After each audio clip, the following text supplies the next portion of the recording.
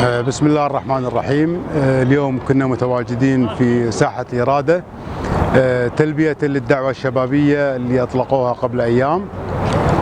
بصراحة الحضور كان حضور كبير جدا، وكنا متوقعين هذا العدد، وبإذن الله يعني في الأيام القادمة راح يكون هناك تجمعات أخرى. اليوم كانت الدعوة على المجاميع الشبابية. أنا أعتقد المرحلة القادمة هناك مسؤولية وطنية يجب أن تتحملها التيارات السياسية.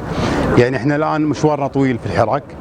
اليوم هي نقطة البداية في هذا التجمع، لكن المرحلة الجاية أعتقد الدور المطلوب على التيارات السياسية أن تجتمع فيما بينها وترتب حراكنا في الفترة القادمة. اليوم الناس طلعت لعدة أسباب.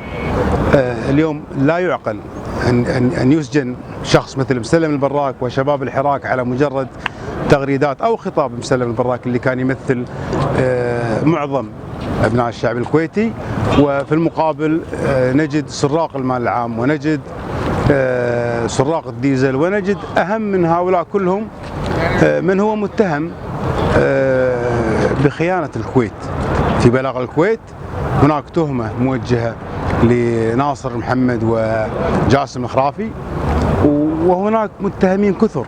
لم نجد أحد خلف القضبان، بينما نجد مسلم البراك وشباب الحراك خلف القضبان لأسباب تافهة. أنا أعتقد الشعب الكويتي هناك عدة أسباب تدعو لخروجه للشارع، من أهمها المشاكل اللي قاعد تصير. البلد متعطلة من فترة طويلة، الناس أبدت رفضها الكامل لهذا النظام الانتخابي، هذا المجلس الصوري اللي أصبح اليوم الكل يعلم أن هذا المجلس لا يمثل إرادة الأمة. فبالتالي نحن مستمرين في حراكنا اللي أعتقد أن اليوم هي نقطة البداية.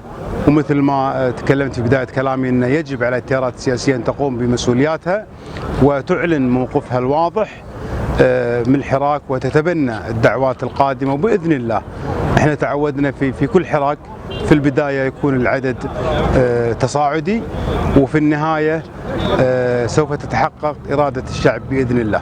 شكرا.